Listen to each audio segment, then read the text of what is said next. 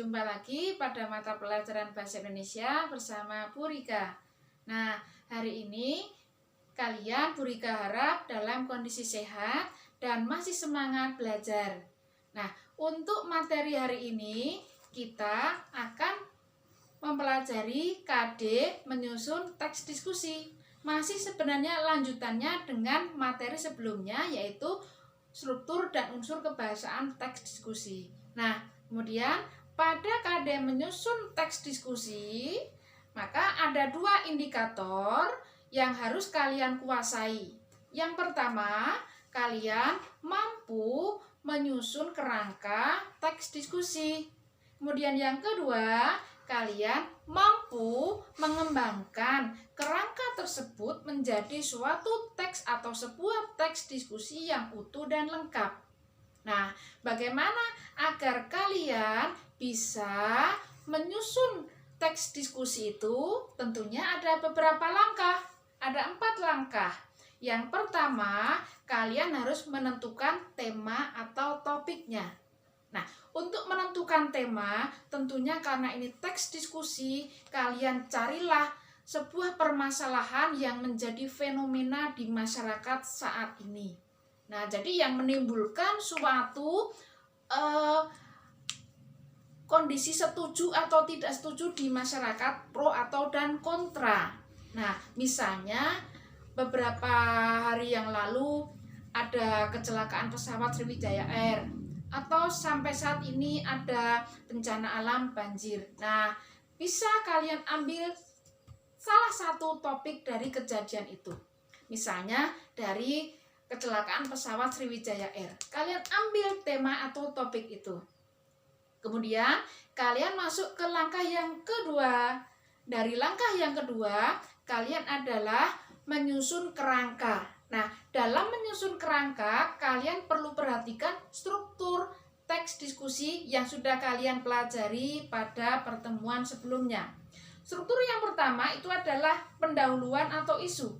Nah, di bagian isu atau pendahuluan, nah kalian tuliskan latar belakang kalian menuliskan topik tadi. Misalnya topik tentang kecelakaan pesawat Sriwijaya Air. Nah, latar belakangnya mengapa kalian menuliskan topik itu, sampaikan di situ. Nah, kemudian di bagian yang selanjutnya yaitu di bagian masih di bagian pendahuluan, setelah latar belakang, sampaikan sudut pandang kalian dalam membahas permasalahan kecelakaan pesawat tersebut. Nah, itu sudah kita masuk ke struktur yang pertama. Struktur yang kedua adalah bagian pendapat pro dan kontra.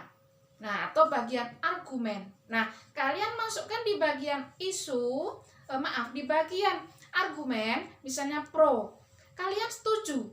Misalnya apa? Bahwa pesawat itu misalnya mengalami kerusakan karena kesalahan teknis, sampaikan di situ. Nah, jika misalnya kalian mendapat yang tidak setuju, misalnya apa? Bukan karena kesalahan teknis, tapi karena kondisi cuaca, misalnya, sampaikan di situ. Nah, itu sebagai awal kerangka di bagian argumen.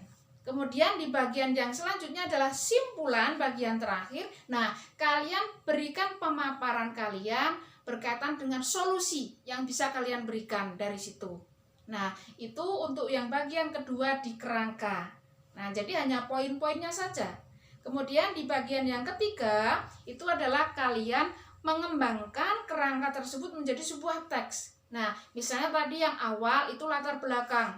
Misalnya latar belakangnya apa? Kalian jelaskan. Misalnya sampai 3 kalimat, 4 kalimat. Selanjutnya dijelaskan yang sampai ke yang bagian simpulan yang tadi hanya kerangka atau poin-poinnya saja. Kalian jelaskan dalam beberapa paragraf.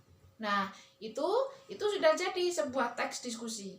Tapi di bagian akhir dan bagian keempat, kalian perlu yang namanya mengedit dan merevisi teks tersebut. Untuk mengedit dan merevisi teks tersebut, kalian perlu mempelajari yang namanya PUEDB. PUEDB itu adalah Pedoman Umum Ejaan Bahasa Indonesia. Dari situ kita akan bisa memahami bagaimana bahwa kalimat itu ternyata tata kalimatnya salah.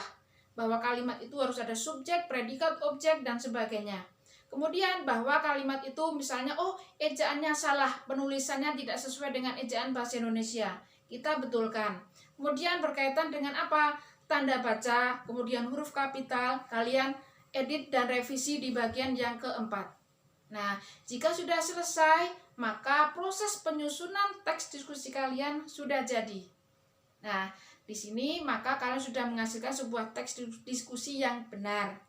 Nah, demikian materi menyusun teks diskusi kali ini. Nah, untuk materi selanjutnya atau pertemuan selanjutnya, Bu Rika akan berikan penugasan berkaitan dengan menyusun teks diskusi.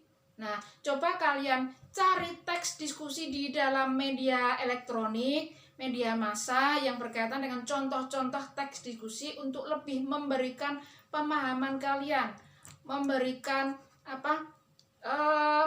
informasi ke kalian bahwa seperti ini contoh-contoh teks diskusi sebagai gambaran untuk penugasan yang akan datang. Nah, demikian yang dapat Bu Rika sampaikan. Semoga informasi materi hari ini bisa kalian serap dengan baik dan bisa kalian terapkan pada penugasan yang akan datang. Demikian, wassalamualaikum warahmatullahi wabarakatuh.